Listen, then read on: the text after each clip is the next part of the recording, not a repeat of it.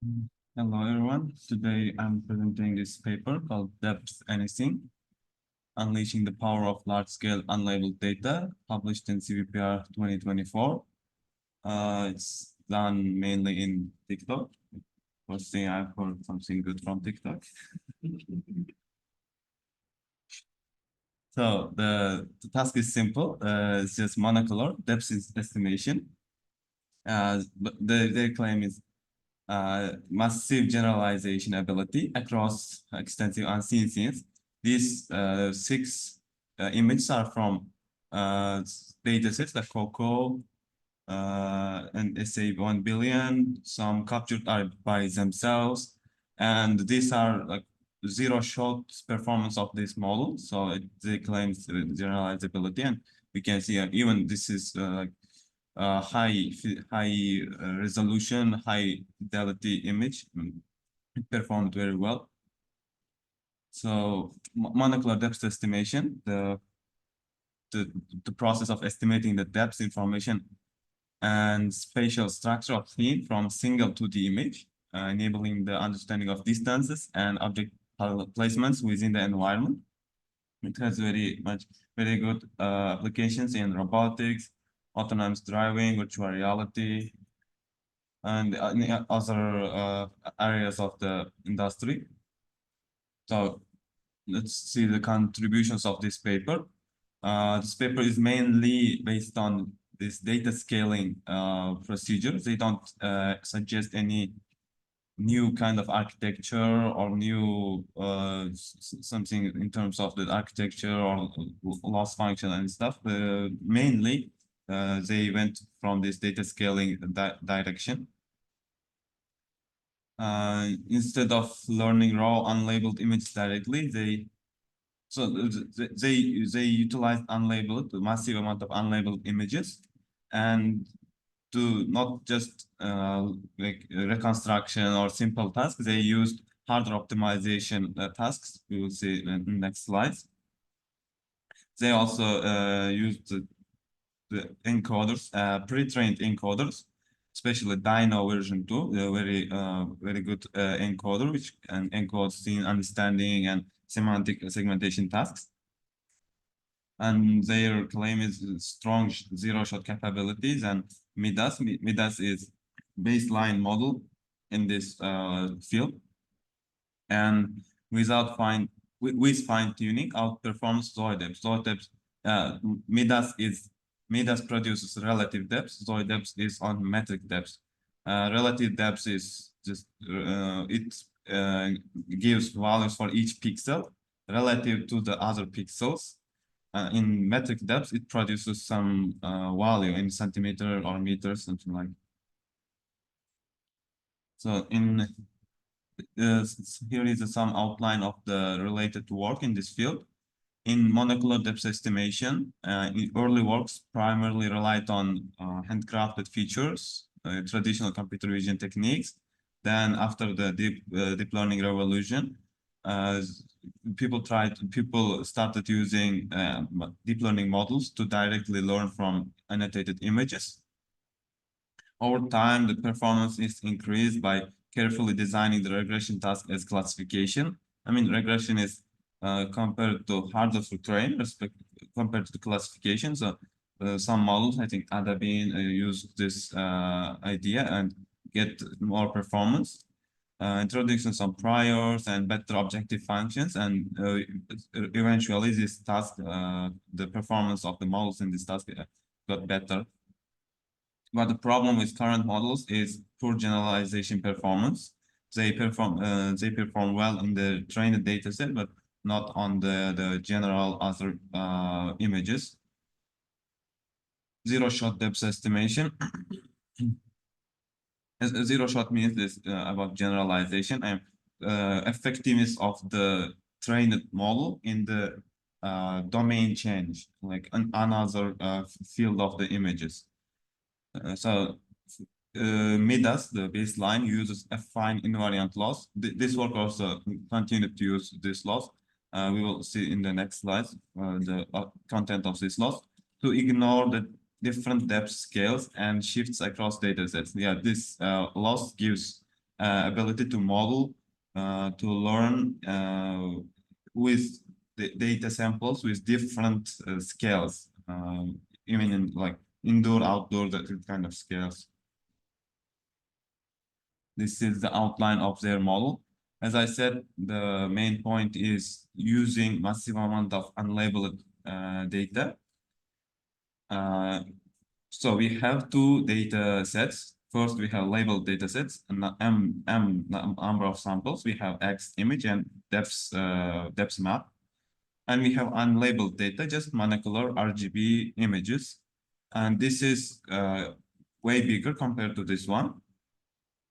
So first, the training is consists of 3 stages. In first stage, they learn teacher model T from this labeled data set. We can see in this first row, we have labeled data set.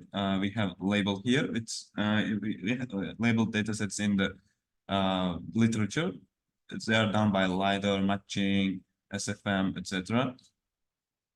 They learn this teacher model. So teacher model encoder is dyno encoder. Decoder is DPT. This is not main point, so they didn't mention it. They mentioned very briefly in the end. So first stage is just learning this teacher model. And the second stage, they utilize this teacher model to assign pseudo-depth labels for unlabeled data set. So we have massive amount of unlabeled data, and they just use this teacher model to give them as a pseudo label. Then the last stage is training student model as on the combination of labeled dataset and pseudo labeled dataset. So the student model is the final result. It is trained on combination like to 1 to 2 in ratio of 1 to combination of the in each batch, not in general.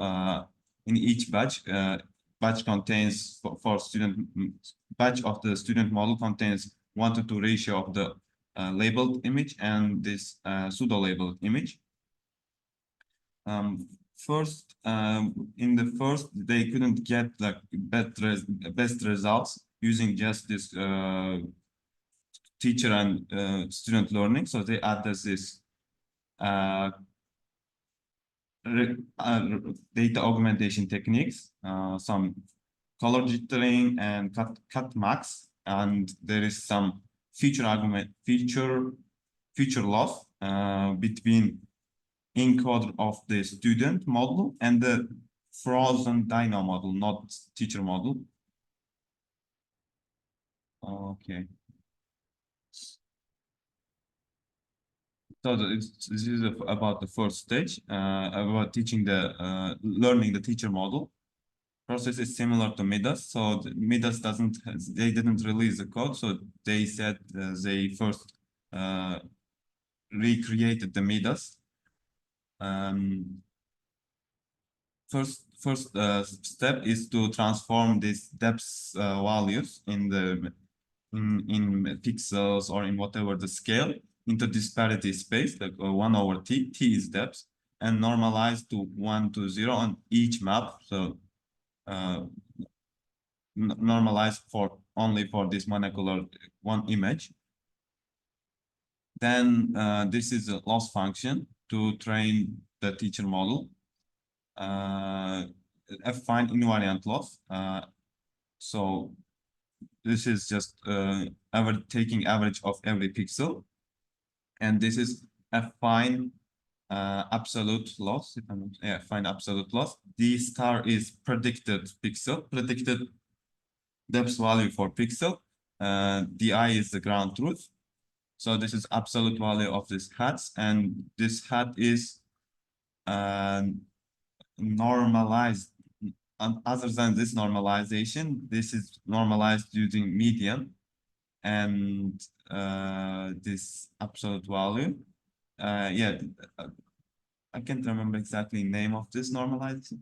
Yeah, after doing this median and this absolute value, they take the dividing by this average of absolute differences.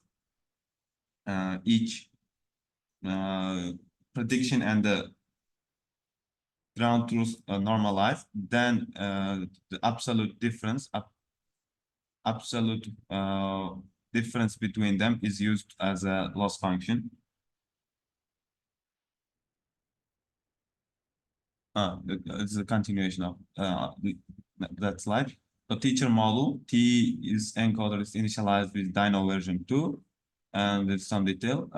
They use some semantic segmentation model, some good semantic segmentation model to detect the sky if it's like outdoor image, and to set its disparity as 0, like it's infinitely far away from camera. This is the total training data for the teacher model.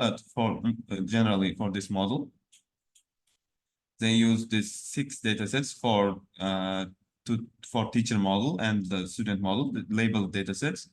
They contain overall 1.5 million labeled images, and they have unlabeled datasets.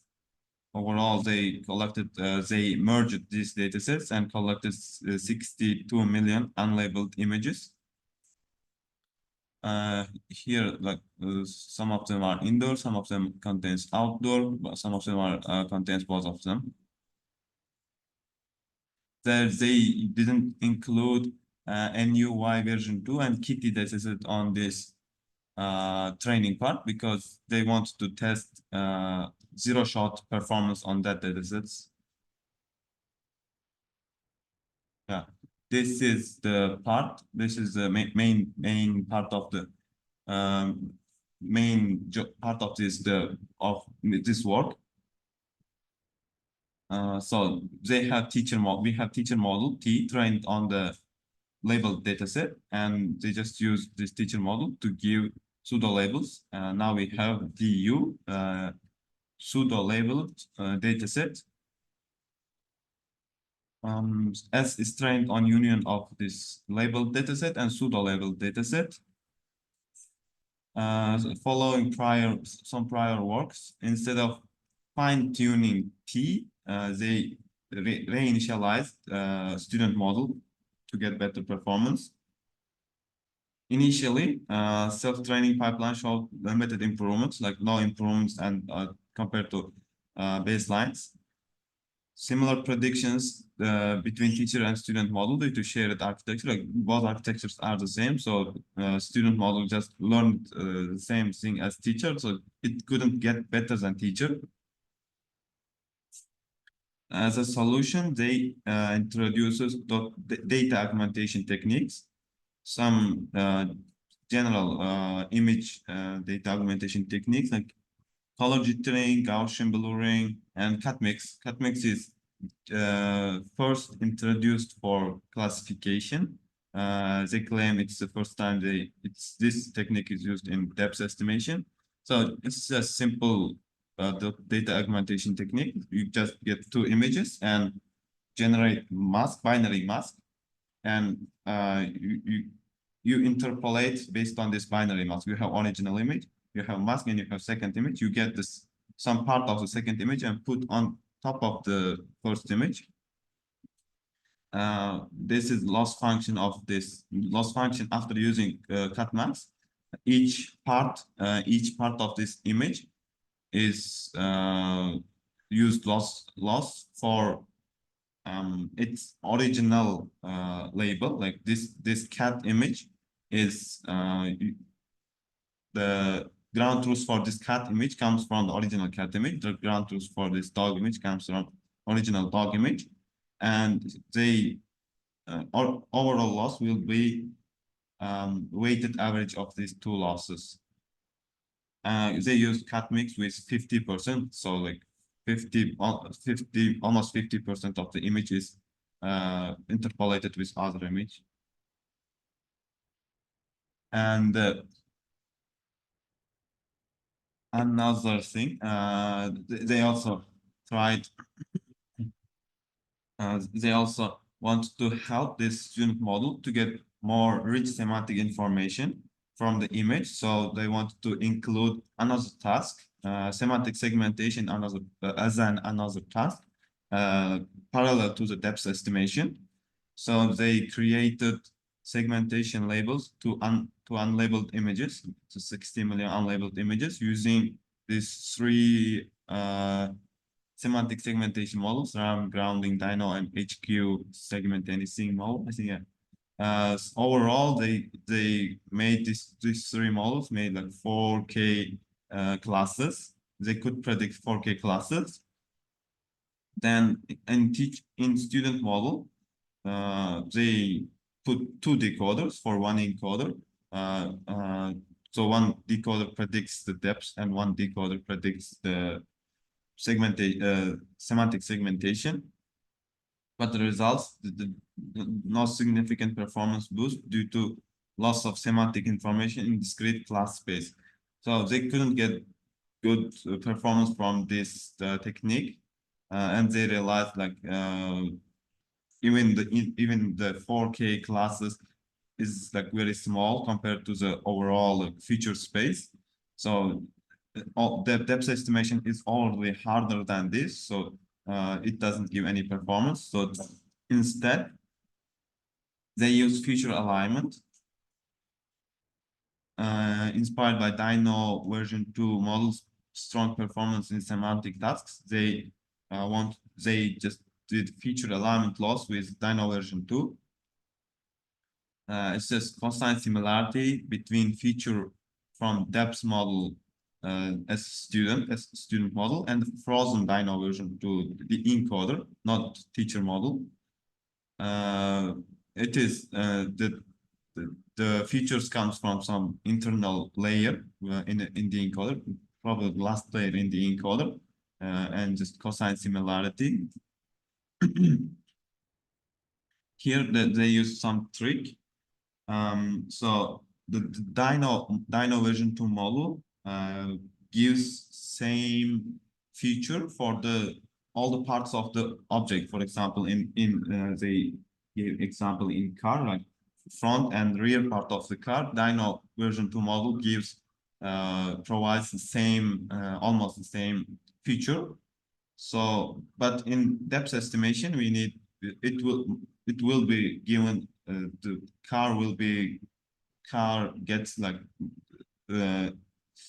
in depth estimation, the depth map for car will be different across its rear to front, rear to front. So if they did like if cosine similarity of fi and fi prime surpasses alpha in a region, in two regions, if cosine similarity is very similar in two regions. Uh, um,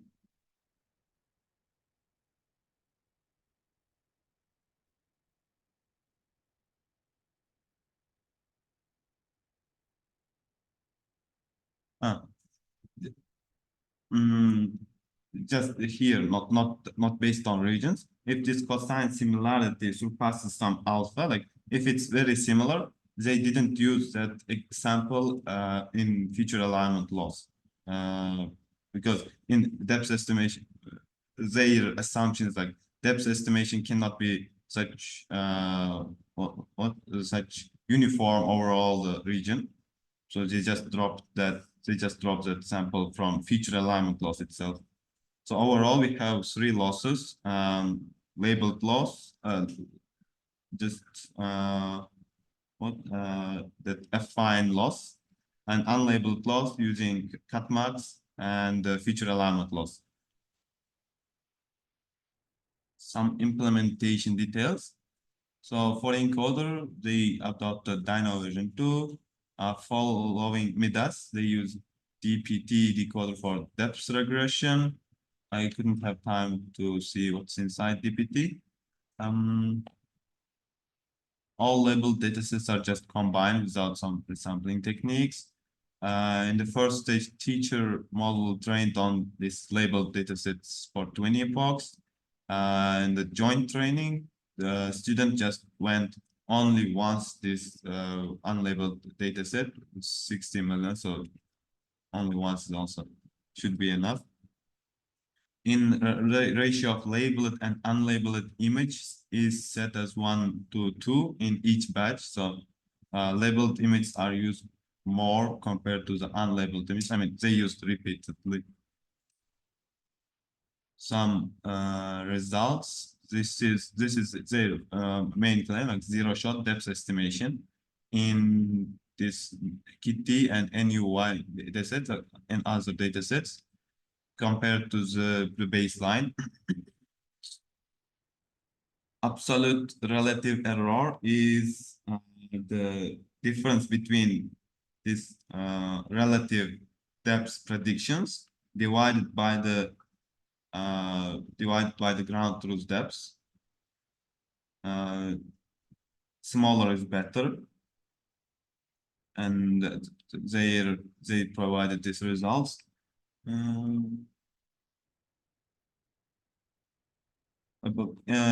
Even Midas uses Kitty and NUY in its training data. Still, depth sensing is better in zero-shot setting. Yes, they have. Okay. And they also fine-tuned on these datasets, NUY and Kitty datasets. Not training, just fine-tuning after training, and to compare other bunch of depth models.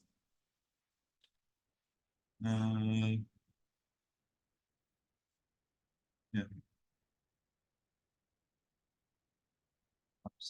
Absolute relative error. This is one of the main distinguishable metric. And yeah, and they after seeing the results of their depth estimation model, from depth estimation, it's clear to see there is some semantic information in here. So they tried to incorporate semantic segmentation. They put another decoder, or yeah, they put another decoder, not former, and compared and trained it on some semantic segmentation dataset, Cityscapes and ADE20K, and to compare other semantic segmentation model. So as their model got better, and some qualitative results. Qualitative results on 6 unseen datasets. So these 6 pictures comes from datasets like never used in training, and their performance is excellent. Yeah, I even tested with some satellite images, and it worked for satellite image, like very compared to monocular. These images, a very different image. Yeah, that's all for me. This paper accepted. Yeah, this paper in CVPR 2024.